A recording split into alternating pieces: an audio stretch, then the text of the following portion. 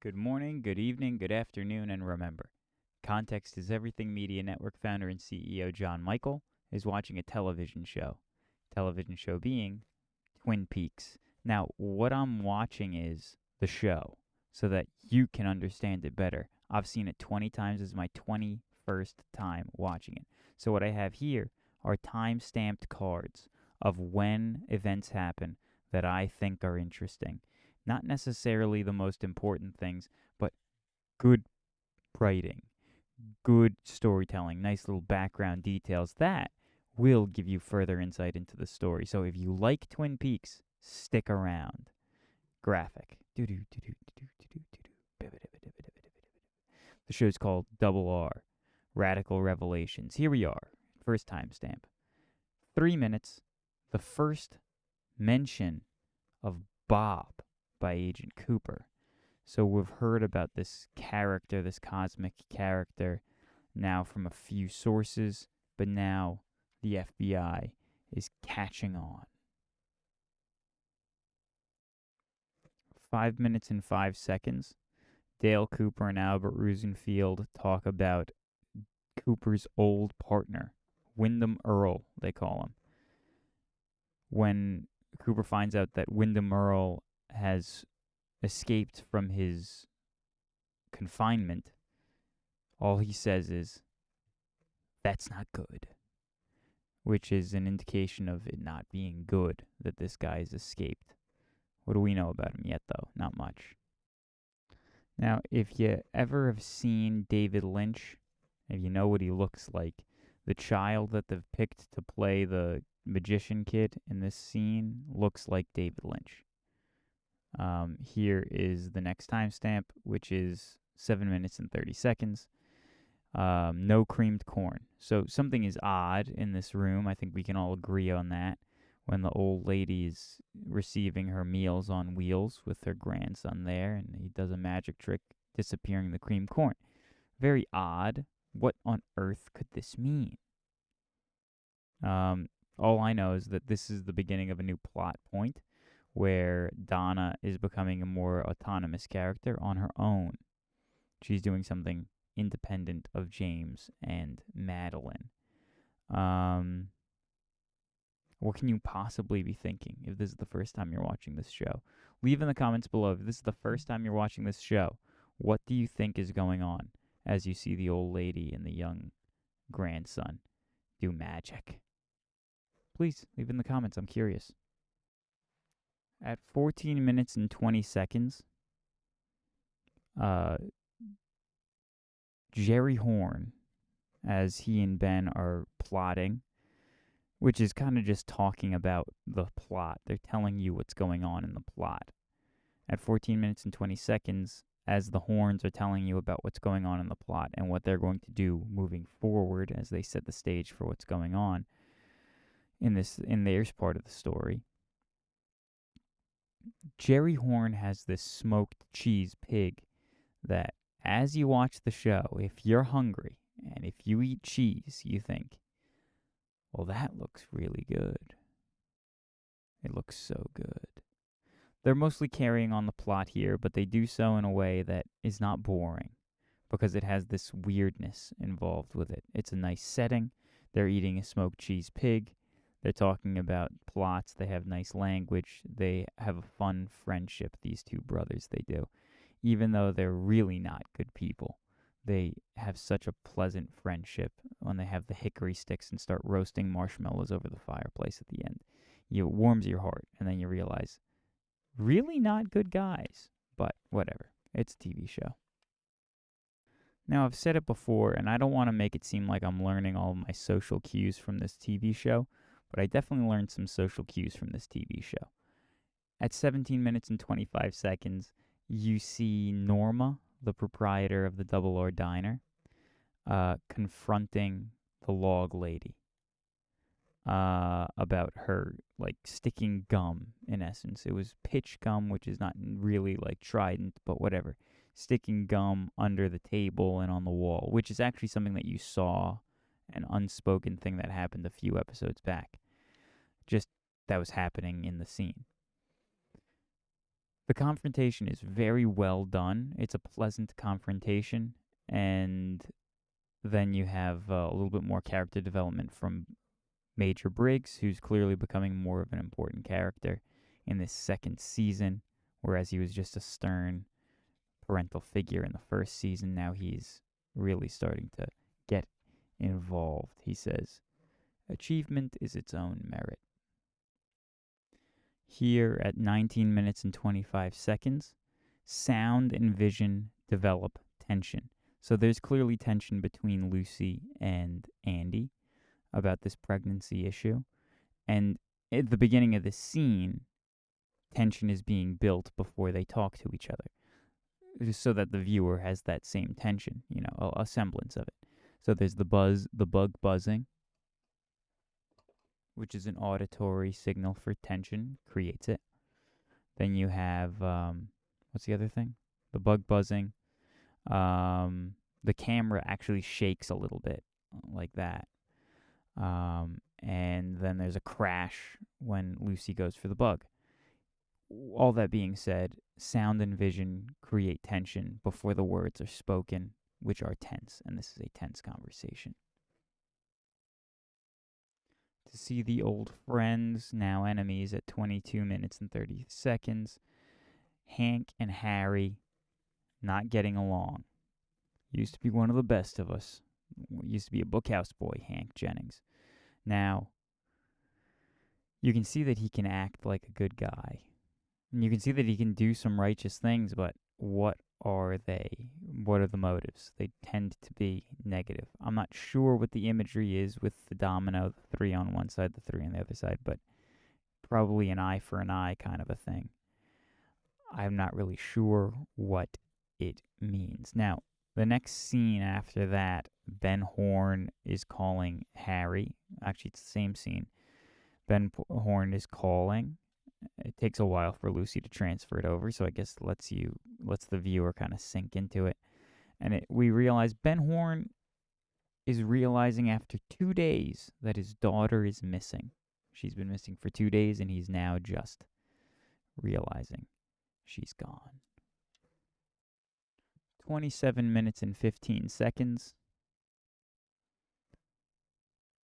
You have Leland Palmer kind of screwing things up for the Horns. And then as the Horns are realizing it, this scene here, this shot, is really one of the great shots of the show. Ben and Jerry Horn. Is this some twisted and strange dream? Or whatever he says. Really good. Really good.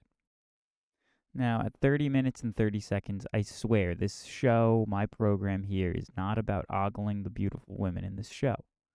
It's not.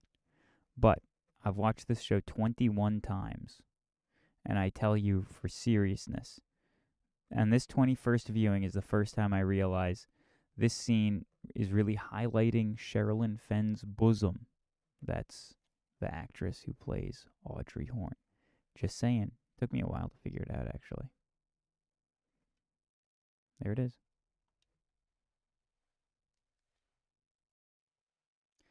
At 35 minutes, there's a lot of planning going on in this episode. Like a lot of just dialogue telling us what's going to happen, what is unfolding. Not so much action in this episode, but the planning is almost as much fun as the action in Twin Peaks, I feel. So here's the conversation between Bobby and Shelley. And so we're learning that they're going to do an insurance thing with Leo Johnson being, mentally incapacitated. They're going to try to get insurance money from him. But as they're talking and as they're coming to a conclusion, Shelley Johnson does this eye flash that is very captivating. And I recommend that you watch it again. 35 minutes and about no seconds. Watch it. At 35 minutes and 35 seconds, Major Briggs enters the scene telling Agent Cooper strange secrets that Cooper would not have expected to hear.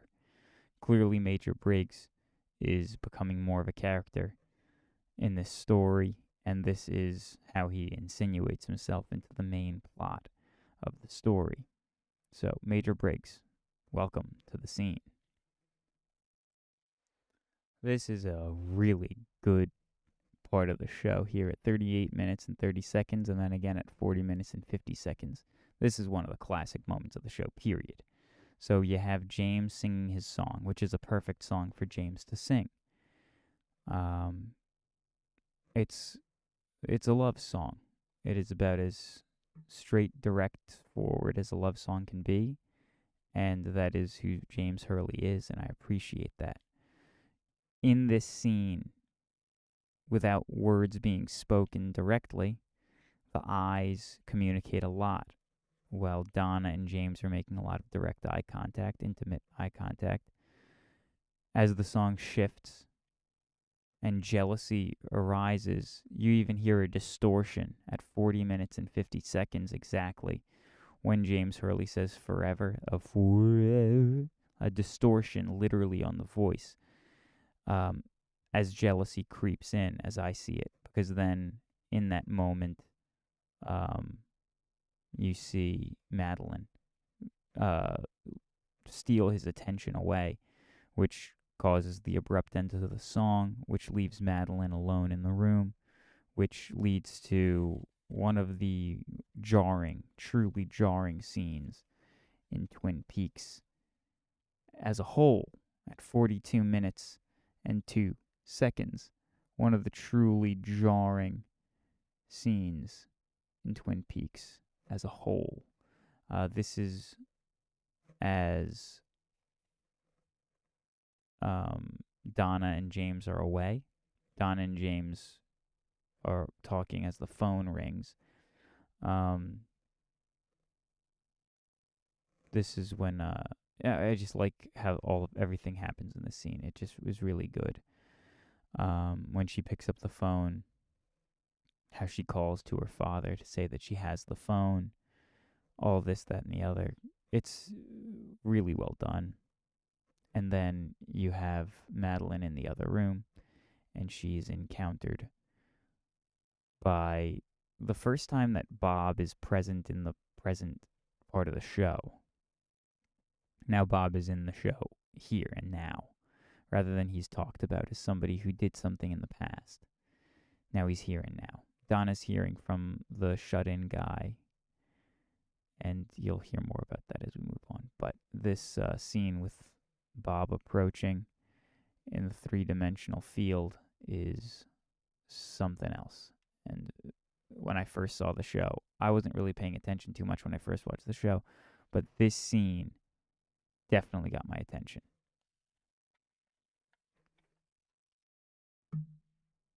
Not good.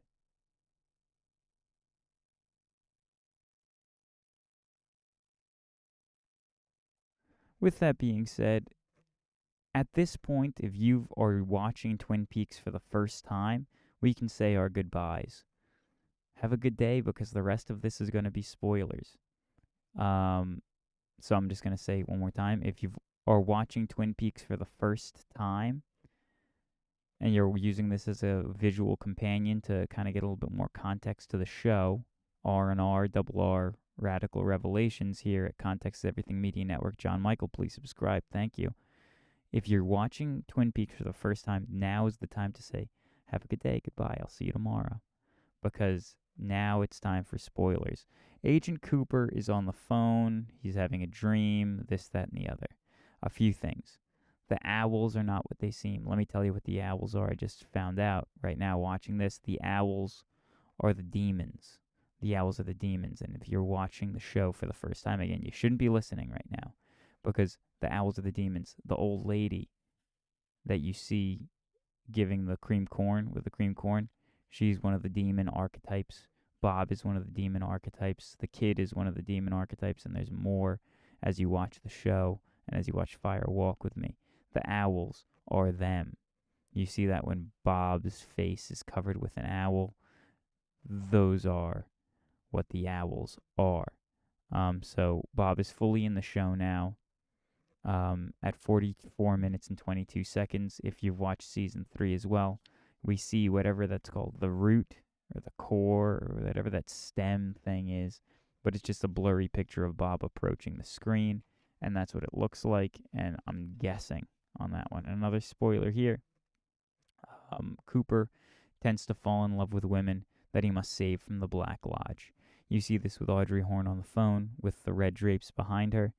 It is evocative of what he has done before in Pittsburgh, as you know if you've watched the show with the Wyndham Earle story. He has to save a woman from the Black Lodge. Then, doesn't work. He has to save Audrey Horne from semi-Black Lodge, which is One-Eyed Jack's, and he has to later save. And then he saves Annie from the Black Lodge at the end of season 2, and then in season 3, he has to save himself and Diane. So that's it. Have a good day. God bless. Please subscribe if you sat through this. For the love of God, please.